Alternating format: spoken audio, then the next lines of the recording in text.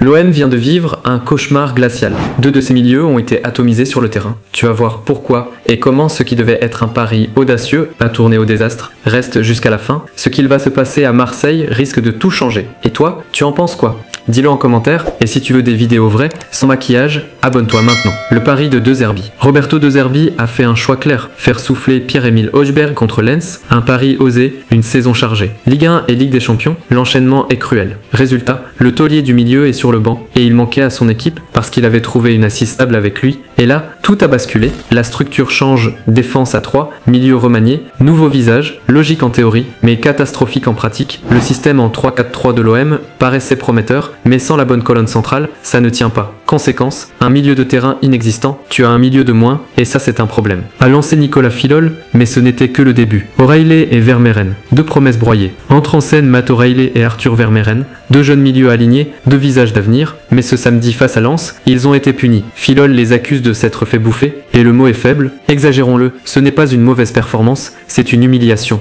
O'Reilly et Vermeeren, censés apporter du physique, de la technique, de l'énergie, ont été inexistants à chaque perte de balle, à chaque transition. Ils ont été pris dans l'œil du cyclone, leurs repères ont volé en éclats et le fossé s'est transformé en gouffre. Le stade de Lens s'en est rendu compte, l'adversaire les a dominés, supérieurs sur les duels, les sorties de balles, les appels. Marseille semblait affaibli, vulnérable, et là, tout a basculé. Le système vacille, l'OM souffre. Le choix tactique est surprenant. De Zerbi repasse à la défense à 3, modifie l'architecture, mais sans récupérer l'équilibre nécessaire. L'ensemble vacille, Filol ne mâche pas ses mots. Ce n'est pas horrible, mais c'est moins performant. Le vrai coupable, le milieu, quand il manque de densité, de relais, de maîtrise, tout s'écroule. Marseille l'a vécu. On peut analyser encore. Défense à 3 sans les cadres habituels. Balerdi ou Aubameyang absent. Le turnover imposé par la Ligue des Champions. Le duo O'Reilly-Vermeeren trop tendre. Cette combinaison a été fatale, explosive pour l'OM. Et voilà comment un choix calculé devient un désastre annoncé. Mais ce qui suit va choquer encore plus. Les conséquences scandaleuses. Conséquence, l'OM est battu à Lens, sur sa pelouse, dans un match clé. Le score n'est pas anodin, le moral est touché. Le doute s'installe. Le système montre des craquements spectaculaires. Les supporters sont en feu. Certains défendent les jeunes, d'autres les attaquent. Mais la majorité reconnaît que le milieu a été trop léger. L'OM a été dominé. Scandale? Oui, quand tu alignes des milieux non rodés dans un système instable, tu prends le risque de l'effondrement. Marseille l'a vécu.